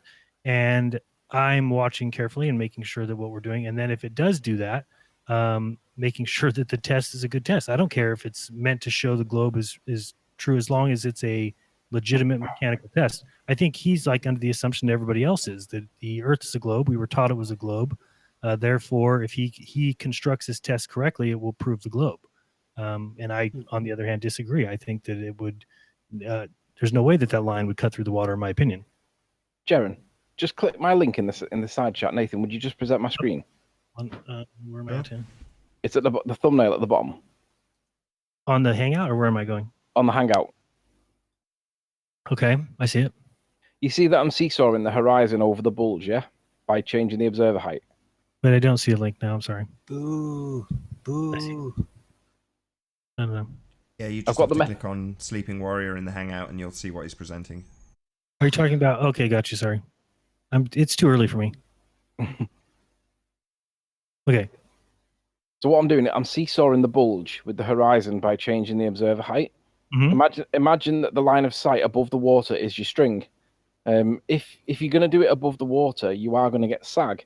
But the way I understood it was that instead of doing it above the water, you're going to do it on the water, so that at rest, the string is going to be following the contour of the Earth, right? The curvature of the Earth. But when you pull it taut, if you're not going to do it above water and you're going to do it on the water, then what would happen is that the string would cut through the water and it would drop by 1.5 feet over 3 miles in the middle. So that way you wouldn't have any sag issues or wind issues or anything. You would just have the line dropping below the surface by 1.5 feet. But not just that, you could do 25% of the distance and 75% of the distance, and you would be able to calculate the amount that it should drop, and that would conform to the geometry of the Earth. That would save you an awful lot of hassle and remove a lot of room for error, for criticism afterwards, if you did it on the surface rather than above it. 3 miles of sag, that's... No sag, on the surface. I know on the surface would be better, but I mean, the sag on 3 miles, really? Yeah, it's huge, Jaron. Yeah, well, I think the only reason that I'm trying to think of why this guy didn't want to do that, but the problem with it is if you think about, so say we pull it taut and you get, because you're at the surface of the water anyway, and the beginning of it starts to enter the water, and then by its own weight, you start to have all enter the water. And but to it's me, buoyant though, isn't it? It would, by its own weight, wouldn't be an issue because it's buoyant. yeah, it's 0.999. I mean 0.99. I think it's. I have the exact number. Some 7. I could look it up. It's 1/100th of a pound per 7. I'll have to look it up real quick. I have it. But it floats on water, right? Yep. Yeah, the line by itself. But I mean, like if you put a flag on it, it's going down. Sure. We're talking about fishing line. Yeah. Just pull it out across the 3 miles, sit it on the water, and when you pull it taut, it should cut through the water by 1.5 feet at 3 miles. That's what the curve calc said. But that way you've got no sag, and the water itself is taking up all the sag. So when you pull it taut, it should drop in the middle by 1.5 feet, right? Yeah, I mean, you think that having it on the water would eliminate everything? Yeah. The only thing you'd have to do is just basically show that it's on the water at the beginning, show that it's on the water at the end, and when you pull it taut, if you have to put your finger there to hold it or put a pulley in place across it or whatever, just get it so that it's level with the water. It doesn't have to be dead on. It just needs to not be don't try and lift it 6 inches above the water because the weight of the twine itself, you're going to have to put a huge force on it, probably snap it, and then everyone will laugh. But if you did it on the water, the buoyancy of the line would take away all that sag, and when you pull it taut, it should drop the wire by 1.5 feet in the middle, and then you could do it at 75% of the distance and prove the shape of the curvature of the Earth. I thought that's what it was. I must have misunderstood it, but if that's not what it is, just at least consider it as a suggestion because that's a lot better than sag. I think in this guy that I liked it because he was trying to do things in a way that you wouldn't have flat earthers saying that they having an excuse. So I think that there's something I got to find out exactly why he had decided that. But I think when we were talking about doing it on the surface, there was the problem with it possibly entering the water for whatever reason, whereas it shouldn't do that from 6 inches above. You know, there's no reason for it to enter the water, whereas but I know what you're saying, and yeah, you could easily put like an eye hook at the water surface, and have it enter through there too to keep it right at the water level, because you're not going to be able to have a winch really at the water level. That'd be pretty difficult. But you could angle it down easily, couldn't you? And that would just remove all the sag arguments, because you will get arguments over sag. Yeah, I mean, actually, now I'm thinking about it, I'm like, yeah, that does seem better. I guess just it's the difference of if you did that, then your flat Earth result still has the line basically in the water. Whereas when you do it with the 6 inches above, your flat Earth result has none of it hitting the water, or none of it at least entering the water. Yeah, but isn't the bigger argument that the ball Earth argument requires a 1.5 foot of adjustment in the middle? Mm-hmm. Yep. Forget the flat Earth argument. You're trying to prove ball, right? Right. That's got to drop by 1.5 feet in the middle. No 1.5 feet, it's not a ball. You think if you ever put up a clothesline and taken out the sag from even a short line, the amount of force it takes to keep getting the line more horizontal is like exponential. Your thing over 3 miles, I'm sorry, it can't be wenched above the water and not break. I can't see it. I agree. I can't see it. It has to be done on the surface of the water for the sag reason. It wouldn't be that the line is in the air, but I'm saying it's not. You're obviously at your ends. You're not going to be in the water, correct? Yeah, you just angle it down into the water so that the water takes, because the twine is buoyant. The water takes this. What I'm saying is that if you do it with the way you're describing on the water, then both results either way is with the line in the water, the whole way. Yeah, but the key point is the result, right? Yeah, that twine's got to drop by 1.5 feet in the middle. Right. But you still get, I think Jaron's right, because you get a distinct result. In other words, when you're cranking it, it's either going to be trying to fight its way out of the water to get 6 inches above, or it's being pulled down further into the water as it tautens. So it gives a distinct result at the end. It may not be that you can take all the slack out, but ultimately speaking, if it ends with the middle being an inch below the water, yeah, you would say that's sag. If it ends up a foot below the water, which is a considerable amount, it must be being forced below the water with the tension. But then if it's buoyant, then water will be pushing it back up again, wouldn't it? Well, exactly. So the tension has to force it under the water. Just look in chat because people are supporting me with it. If you do it on, I mean, I'm not saying it's definitely you need to do it that way, but I think that you'd be mad to try and do it above it because sag is going to be an issue. And regardless of the outcome, I think you're more likely to snap the string and then you're fucked. Really? Well, the reason we were going to buy 6,000 meters is so we have 1,000 meters to play with first. So we're not going to just go right into it with a 5,000 meter piece of line. We were going to, do a practice round with 1,000, seeing how much we have to pull. But the problem with what you're saying is if we laid it on the water line and then we winch it tight, I feel like people could then say that it's the buoyancy that's holding up the entire string. Yeah, but that's a good point. The question would be okay, well, show me the maths that would be required. What would be the force required for that not to be the case? And let's be honest, if the string's buoyant, it ain't going to be that much, but they can calculate it, right? Because everything's solvable with maths. So you get them to tell you what the force required would be. Yeah, I've actually seen all that enough because they all have different numbers, modulus, and there's stretch, there's memory. We have a line without any memory, so it does, basically doesn't. If it gets bent, it doesn't remember that. Let me see here. I can pull up this paper for you, get you the exact weight of it. This elastic limit has to be taken into account, doesn't it? Yeah, it's like the lowest stretch that there is. But that stretch will be probably in millimeters per meter or something, and then multiply that stretch in millimeters by the number of meters that your run is. Yeah, so there's spectra dynema, so it's spectra spelled like you would think, and then dynema, dyneema. And yeah, you have the density, which is the grams per, usually it's per 1K. So like if this is a 3.3 text number, which is 3.3 grams per 1 kilometer, which is great. I mean, that's 33 grams for 10 kilometers. That's the entire weight of the string, and it's extremely strong. 3 grams. That's the equivalent of about 3 cigarettes, right? Yep, it's the entire 3 miles would be a little less than a half a pound. Yeah, but let me tell you what my experience was when I got on top of that 100-foot cliff. Right, 100 foot. It was 100 foot, and it's not that tall. But when me and Ranty were trying to put a tape down to measure it, and the tape weighs buttons. Right, there's nothing in it. But what we were finding was that the slightest of breezes was causing the tape to do like a skipping rope effect. So it was like turbulent within the air. And what that did was over a long distance, it was trying to pull me off the cliff, and it was only over 100 feet.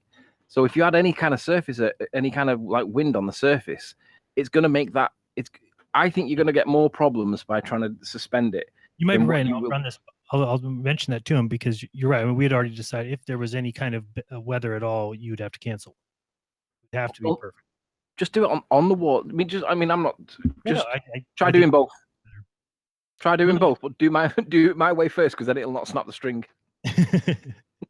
Well, just to reiterate, kudos, because I know for a fact that no matter what you do, you will come under heavy criticism. No one will be satisfied with what you've done. No one will praise you.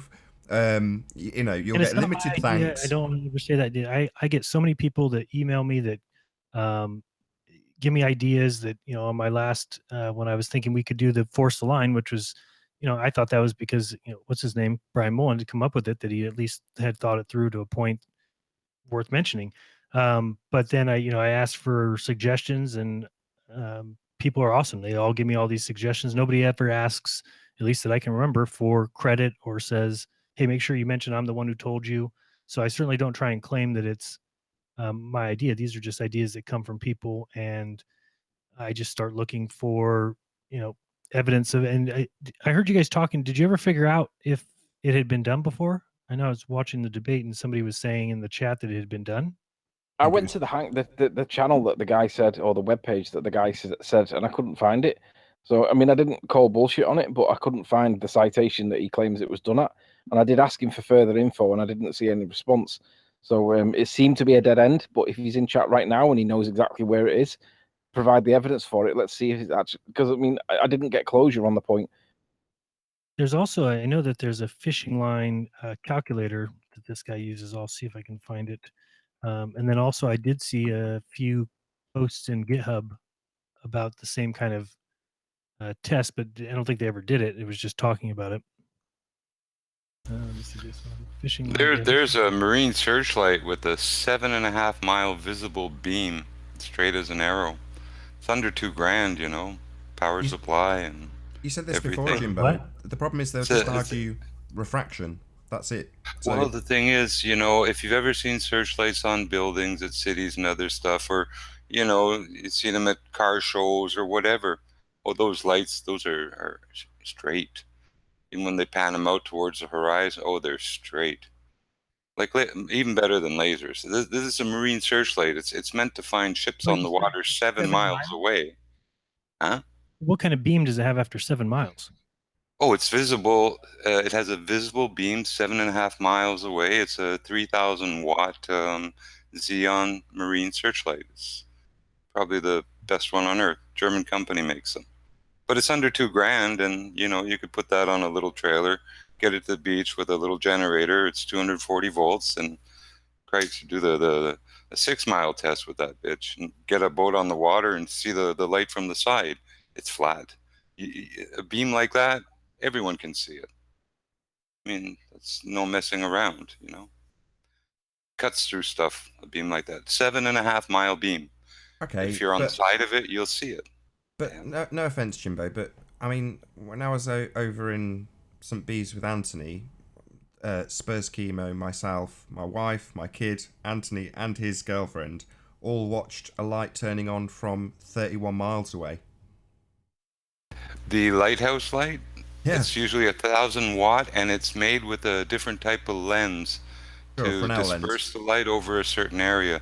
Yeah, this is a beam. This is a beam. I have the True Night, and it's a beam. It's a projector flashlight.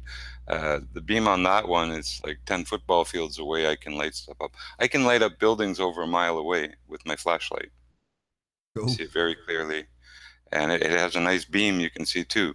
If my little flashlight, it's 2,000 lumens, can light up a building a mile away, and you can see the beam for most of that.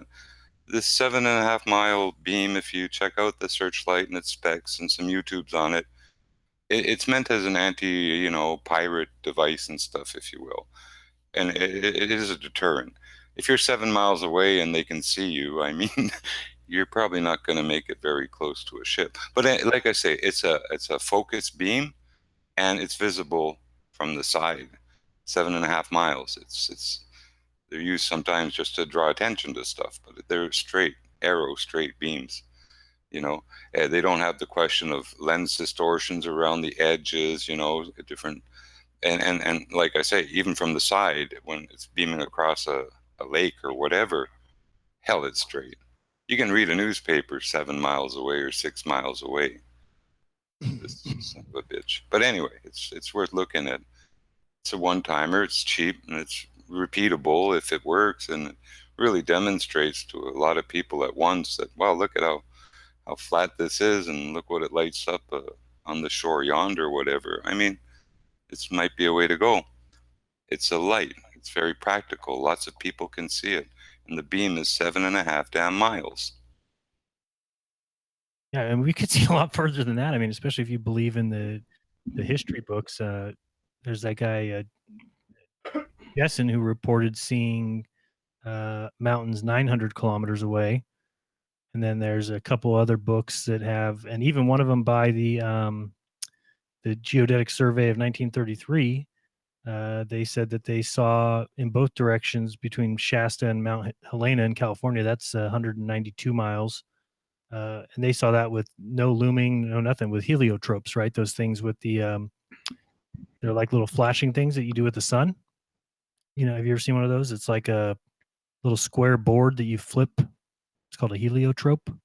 I've heard of them. I think I've probably seen them, but it's certainly been a while. Yeah, you just, they use it in the Army. Get the sun angle at these little flashing mirrors. Is how they used to communicate back in the day. But I know that there's also in Alaska, they saw the Gulf of Alaska from 330 miles. I mean, those are all like confirmed least believed, at least even in the I don't know how that's even possible on a globe. I mean, it's not. But In the New York Times in 1992 report, they claim they seen a cross of a lighthouse, a Columbus lighthouse, is in Dominican Republic, and they can see it from Puerto Rico, which is a little over 200 miles away. Well, the Peak Finder website, everything is plotted perfectly flat. All the water and shorelines to the mountains, no matter what view you go and ask for, it's all flat. The waters, it just they're just the whole idea of level and the way they've changed that now to. I mean, do you remember them teaching that in school that people in Australia they're level with the people in San Francisco? I mean, it's just ridiculous. It's such a metaphysical idea. Well, it's like planes once they, if you take off in the northern hemisphere, you're taking off at so many degrees, but say you're flat compared to the North Pole, you get to the equator, your nose down, and your tail is up in the air. And you keep flying south to Australia, you're flying upside down, and you're landing up to the airport. And when you take off the next day, you're taking off down and coming back north the same way. When you get to the equator, you're pointed north-south with your nose in the air vertically and your tail down. You're headed north. You're coming from the south. It's just ridiculous. Jaron, have you had any feedback from any of the ballers on the idea of this 3 mile twine experiment test? No, because I mean, really, I didn't tell anybody about that. I told obviously David, and I think he came on and said it, but it wasn't really ready yet for kind of critique. It was still kind of going through the process. So no, I haven't been really looking for any. I just watched you guys talk about it, and that was pretty much it. It'd be interesting to see what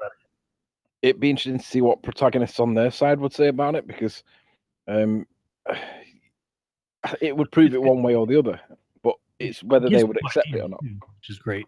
Just anything like that maybe makes somebody think of something else that would work, because I think everybody agrees that the force the line experiment, this is kind of the same idea. It's just such a distance that makes it difficult. Yeah. Well, I hope you do it. Consider it up below the surface, on the surface, rather than trying to lift it up, because I'm not sure that'd work. But anyway. Yeah, I think the people that talk. Did you see? I put the link in I put it inside the Google Hangout chat. Yes, I got it. Yeah, that's the calculator. Fishing line experiment. Yeah.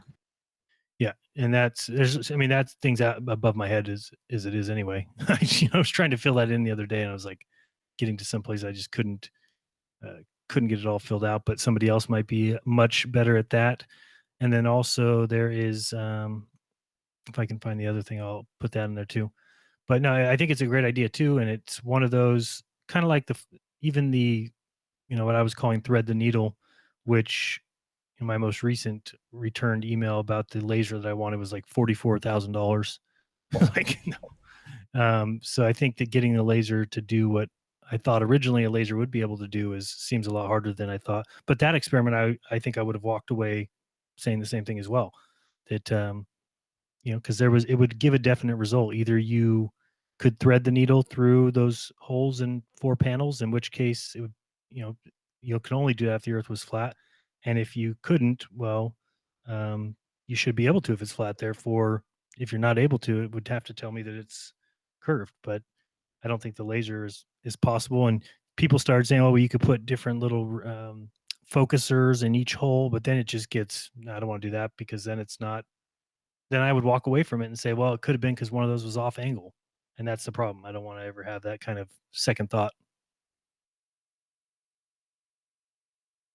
Anybody else had any good ideas for that kind of test or measurement?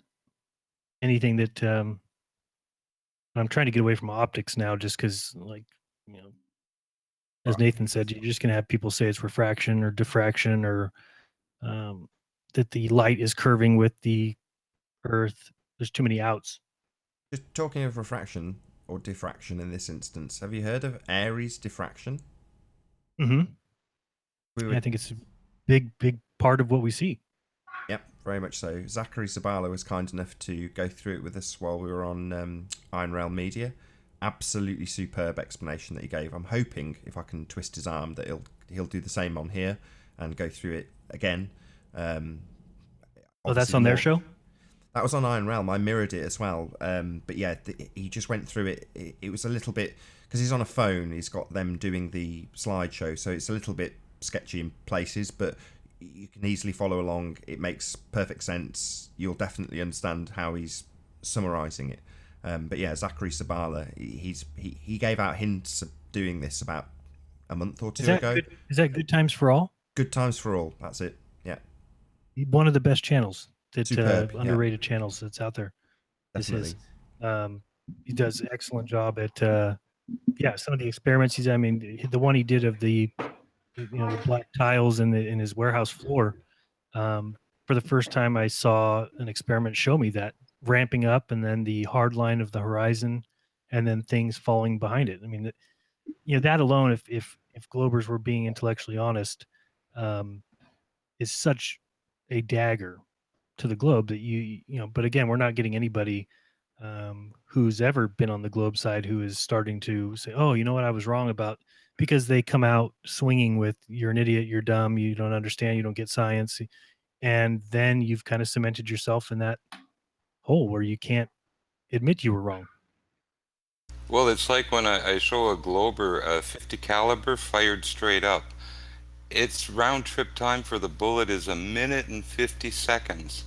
Well, if that were at the equator, it should move this axial rotation, both the rifle and the shooter, about 30 miles away in that 1 minute and 50 seconds. Where I am, it should move me and the gun, about 15 plus miles away. But you shoot that 50 cal straight up, I get to your bunker because it's coming straight back down at 500 miles an hour 1 minute and 50 seconds later. Now, the Globers always say, oh, it's because it's in its own frame of reference. Okie doke. Jaron, you've worked with lasers. At what point is a laser dead accurate? What sort of distances? I'd say a mile is pretty. So we could work along with a laser alongside the fishing wire just to work out that sag that we're expecting before we actually do the eventual experiment. Yeah, I mean, I also like the idea of taking two lasers and pointing them at each other, and then seeing if they cross beams, which would be required on a globe because they should both be aiming up in relation to each other. So that's another good idea. But yeah, I didn't think about doing it with. So you're saying like test a mile first or something? Yeah, test the sag on the line if you've got a laser that would give you an accurate reading or measurement. I actually have the numbers of what the sag would be. I'll have to pull that up for you. Yeah, I was looking at that fishing line experiment thing. Whatever you'd put in the top there of 300 meters, it says line sag a few boxes down of 0.1759 millimeters, which is hard. It's nothing, is it? Over 300 meters. If that's if I'm reading the this calculator correctly. Yeah, it's tough because there's so many things you have to input, but all those numbers are available for any kind of fishing line, and really you can find better stuff if you go to. I know one of the sites is called Goodfellows USA. I think Goodfellows USA is that's where you can get the polyethylene. They're like filament based, thread. Basically, they're threads. They're super strong. Like you've heard of talk about like carbon nanotubes and things like that. I mean, we're getting to the point where some of the stuff that's being made. Did you notice that? I don't know if anybody noticed that it's Honeywell. Wouldn't that be funny if we proved the globe wrong with Honeywell? But they're the ones who make that spectra. Oh, okay. They make the so-called pendulous veins that are in every artificial horizon that didn't exist before 1950 or something. Now they're needed. Yeah, it's spectrafishing.com is the name of the site for Spectra by Honeywell. Yeah, I just went to that site. So it says 4 times stronger than nylon.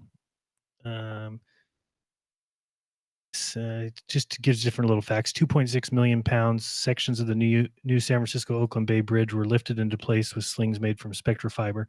So I mean, it's stronger than I think people think. It's not just fishing line. I mean, I think the laser alongside the fishing line would be quite useful because of the refraction argument. So in other words, you've kind of got it's not even redundancy. You've got an extra part of the test that's sort of you can cross-reference a different methodology, and that methodology is light as opposed to something physical. So yeah, I would see it as a massive advantage because then you get your result, but you also show what the light is doing at the same time. You mean for a shorter test, or I mean the problem with the light is that we've pretty much learned that you can't do it above water. It's just it breaks up. It's no matter, even if you do it at night, it seems like there's a residual, because the worst part of the air anywhere is always going to be above the water, right? Because you're always going to have some evaporation going, which is going to be a distortion of the air. So, and if you, I mean, there probably needs to be more tests in the middle of the night, but it just seems like the laser light over the water has been a problem. Fair enough. I don't know. Anything else anyone wants to add? If you've not had Jaron's ear before, now's your chance because I'm going to round out soon. Make sure you beat that NASA thing like continuously. Make sure people are well aware of it, because I think that's probably one of the best arguments to date. If you've paid for it and they've took the payment, that creates a legal relationship with you and NASA, and that's not something that anybody's had before, as far as I'm aware. I think that's cool. Yeah, I just think it's like I said in that video. I mean, imagine if we handled criminals that way. It's just really, it's such a joke to them to describe it as freedom of information. Freedom of information would be that I get to walk into NASA and say, show me this spacewalk from 2006, and they have to provide it right then. Just as if the police came in and tried to get something from me, they would be able to demand it, right then. They don't tell me at my door, hey, by the way, we're suspicious about your activities here. We'll be back in 3 months, and you better clean up your shit. Because if they did that in that time, I would be able to clean up. Oh, it would be one step worse than that, though, because then you would be, if you're NASA in that situation, you would then turn around to the police and say, and give me $1,000. Right. You have to pay me for my time and effort to clean up my debauchery. Yeah, it's ridiculous. Well, I'm going to make a prediction, right? Next time you apply for something from them, if you do it again, that $1,000, it'll be $7,000. Well, I thought mine was bad. There's one other one where they charged, they came back with $1 million. Can you imagine that? What were you asking for? Proof of R? Yeah, exactly. No, it's there. I don't know. That company is not on the up and up. I was going to ask something else. Well, watch the video I put up here in a few minutes. It's pretty funny considering those guys from yesterday. They are some jokers. I'm going to say, just before we run out, that if you think of, because we've discussed all the things that's been terrible about your dealings with NASA and their excuses and delays and obfuscation, but the converse is, if it was true, yeah, this is important information and they're supposed to be slick and efficient, they would have it on a hard drive, and without any fee, they would just say, yeah, okay, and it would be emailed. Can you cope with it in low res? I'll email it you. Is that all right? Oh, well, if you want it in a slightly better file format, then we'll have to post you a discount and it'll cost you a tenner. But this $1,000 nonsense, it's just ludicrous. It's just giving you the runaround because they haven't got what they say they've got. They haven't got this footage. If they did, it would be on a hard drive. It would be accessible in seconds. They'd email it to you. There wouldn't be any messing around if it was real, which it isn't. Yeah, you would put everything digital. I mean, it's 2018, for God's sakes. It doesn't make any sense that you would put things on magnetic tapes and then store them in a silo. I could understand them if it was like the original reels from the cine film that was recorded on the Apollo missions or whatever. Right. They got to blow the dust off them from an archive somewhere if that was really the case. Yeah, I get a fee for that because you've got to digitally transfer them over to current topics formats. I get that, but something that's already there that they've already got, I don't really see how there's a chargeable anyway, because it's stuff that they've already been paid by the public to produce and store. It's their job, right? So why is it an issue? Why would you store it so that you need to in the future do more work? And then for her to come back, because I asked in that first time, I said, "How is it so expensive? You need to explain to me why it's so expensive." So she came back and said it's 12 hours worth of work. And I said, "It's a 7-hour spacewalk. How could we be in a point in time where it's less than real time? You could film it with a video camera and it would take 7 hours. So what? How could it be less than that? I mean, how Do could you it be think more you'll get than that? something off them, or do you think you'll get nothing? No, I think I'm going to get something. I just think it will be very poor. She's already kind of set it up for that. Oh, sorry, we don't have cameras everywhere. Oh, sorry, we only have one helmet cam. Oh, sorry, some of the parts of the Russian segment aren't on camera, so they can literally give me just some B-roll stuff. Sanitized. Do you know which astronauts were meant to be on the spacewalk? Yep. Miguel Was Cherny. Barney the dinosaur one of them? You have to go. You have to watch the 3-minute or whatever segment. It's hilarious. The golfing segment is a joke, and at least if you ask me, I mean, you can. I don't know. It just looks like there's stuff going on behind it that they didn't do a good job of blacking out. That's what it looks like they do to me. That there's something that either is done through wiring, or I've mentioned before. I think it could be scuba divers that they simply have live editors that are. How easy is that? You sit there and wherever the little guys are, you just black them out. They wear green screen, like the Green Man suit, and they're just colored out black. And since space is black, I mean, what's an easier fraud than that? It's actually not even difficult to do for them. And then you're never going to find a video with like a scuba diver in it. I remember I made a video saying that I thought I saw when people were going crazy in the comments, like there's no scuba diver there. And it's like, no, I'm not saying that you can see them. That would be ridiculous that these people are in charge of their own footage. How would they let out their own demise? You're going to have, it's just not going to happen. You have, even if you have 10 seconds of which any show has that's live, if you have 10 seconds of editing first, you're going to make sure that none of that stuff shows. But I do think they can make mistakes in like this particular case where I think they tried to rush something. I think they used the wrong color, and you'll have to look at it for yourself. Just look up, like I said, astronaut hits longest golf shot. It's 2 astronaut, and you can look behind it, and what's usually black space looks a dark gray, and you can actually see the boxes moving around, and it looks like somebody's behind them, that they're being held up, or I don't know. You'll have to check it out. What's the name of the video that you've just uploaded? No, I haven't uploaded it yet. I did it upload? No, it's going to be called. Do I have a name for it yet? I don't have a name for it yet. Liar, liar, something around that. Okay, this is for the sort of summary of what happened on the debate, right? No, it's more about after the debate. They had a flat Earth roast last night. Yeah, I think that's what it was called, Flat Earth Roast or something. And I just happened to tune in, and then it was just funny because I saw somebody in the chat say something to Steve, who I've renamed. His new name is Deceive McRae, so make sure you get that right. And he put in there, "Oh, well, email me this," and then I said, "Oh, I'll email him." So I emailed him, told him to ask Kyle something on the air, and then I actually saw it happen. I went back, put on record on my screen, and you see Steve sitting there reading the email. Then he starts thinking about it. Then he types something, and then you see Kyle pick up a little thing. So they were like communicating with each other about how they were going to address my thing. Well, it's just funny because it's just all them lying. It's just hilarious. And then he says, Kyle's even the one who says, "Oh, Steve, you have something to ask me? You have something you want to address?"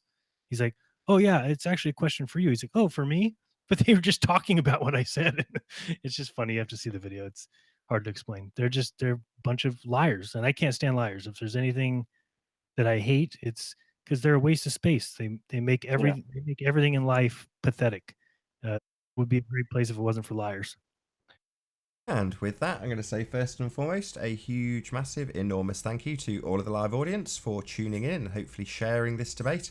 And of course, a massive thank you to all of the debating panel for making this debate possible. If you hated the show, I'm sure you know exactly what to do. But if you like the show, maybe consider sharing it with a friend or subscribing if you've not done so already. I've been Nathan Oakley, and I'll see you all in the next video. Oh, what a day! What a lovely day!